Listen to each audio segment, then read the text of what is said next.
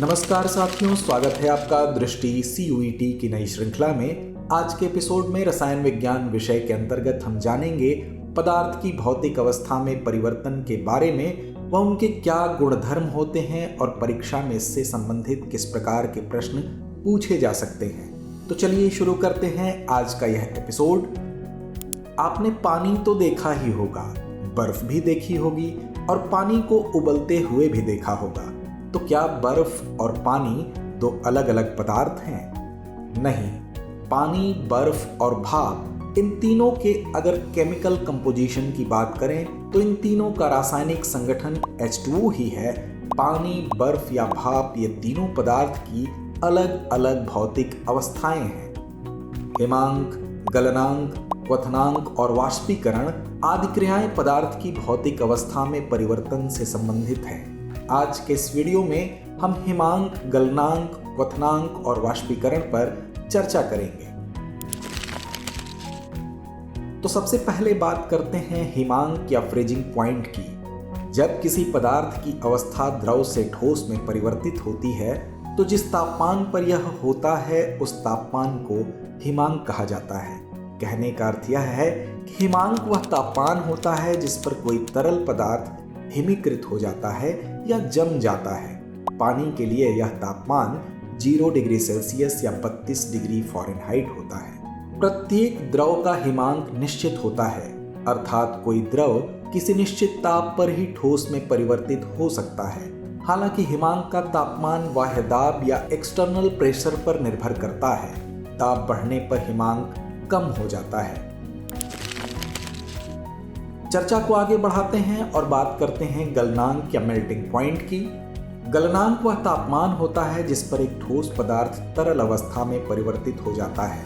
उदाहरण के तौर पर बर्फ जिस तापमान पर जल में परिवर्तित होती है वह ताप जल का गलनांक हुआ। जल का गलनांक भी 0 डिग्री सेल्सियस होता है जो उसके हिमांक के बराबर है। हालांकि अन्य पदार्थों के लिए गलनांक अलग अलग हो सकते हैं, जैसे कि लोहे का गलनांक 1538 डिग्री सेल्सियस होता है। अब बात करते हैं क्वथनांक या बॉइलिंग पॉइंट की।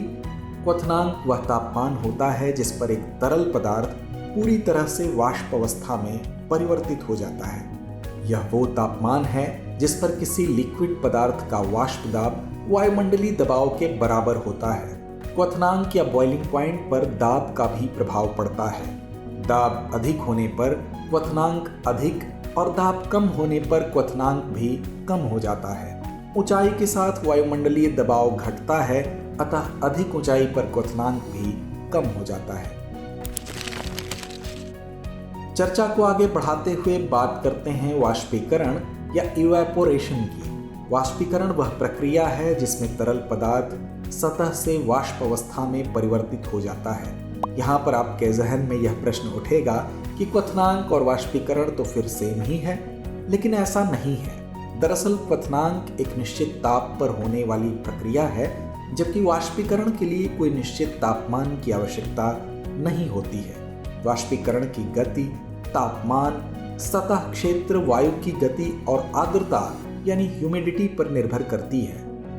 जल के वाष्पीकरण की गति गर्मी के मौसम में अधिक होती है क्योंकि उच्च तापमान और वायु गति वाष्पीकरण को बढ़ा देती है। तो आइए अंत में नोट करते हैं आज का अभ्यास प्रश्न। जिस ताप पर एक तरल पदार्थ पूरी तरह से वाष्प अवस्था में परिवर्तित हो जाता है उसे कहते हैं विकल्प A क्वथनांक, विकल्प B गलनांक, विकल्प C हिमांक या विकल्प D उपरोक्त में से कोई नहीं। तो इस प्रश्न का जवाब कमेंट बॉक्स में देना ना भूलें।